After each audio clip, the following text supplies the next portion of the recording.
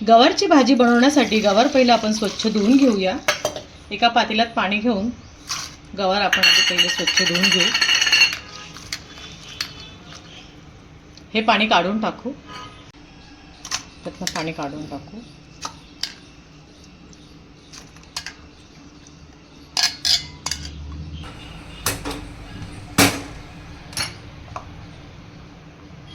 गवार आता एक उकळी देऊन घेऊ गवारला।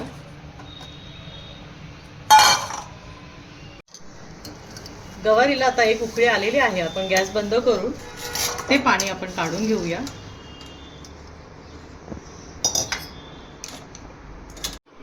वाटण्यासाठी लसूण, आलं, खोबरं, कोथिंबीर आणि जिरे ह्याची आता आपण पेस्ट करून घेऊया। भाजीसाठी आपण एक छोटा मीडियम साईजचा कांदा चिरून घेऊया।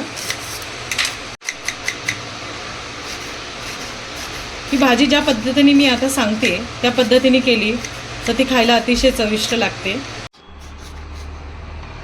अर्धा टोमॅटो, छोटा असेल तर एक घ्या। आता माझ्याकडे सध्या मोठा आहे त्यामुळे मी तो अर्धाच घेतलेला आहे। थोडी कढीपत्त्याची पानं। आता भाजी आपण परतवायला घेऊया। कढईमध्ये 1 चमचा तेल टाकून त्यामध्ये आपण कांदा टाकून घेऊ। कढीपत्ता हे छान परतून घेऊया।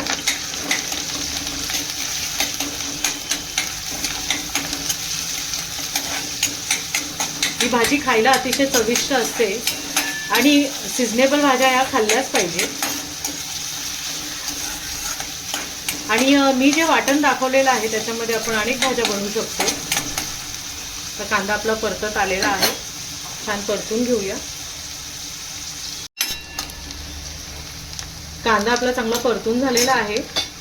त्याच्यामध्ये आपण जे वाटण तयार केलेलं ते वाटण थोडं टाकून घेऊया आणि तेही छान परतून घेऊया।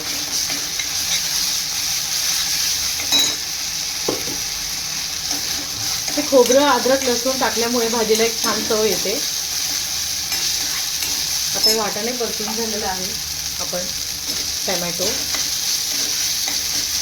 त्याचबरोबर हळद, लाल तिखट चवीनुसार आणि मीठ हे छान आपण तेल सुटेपर्यंत परतून घेऊया।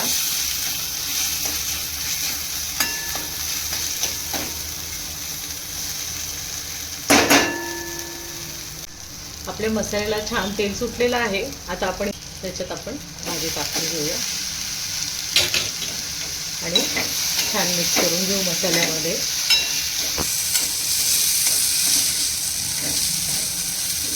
लाल तिखट हे तुम्ही तुमच्या आवडीनुसार टाकू शकता।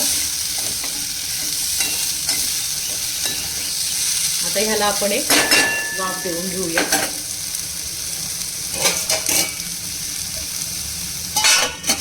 तीन 4 मिनिटांसाठी आपण झाकून ठेवूया। गॅस बंद करून आपली भाजी तयार झालेली आहे, बघूया। छान भाजी तयार झालेली आहे। आता आपण ही सर्विंग बाउलमध्ये काढून घेऊया।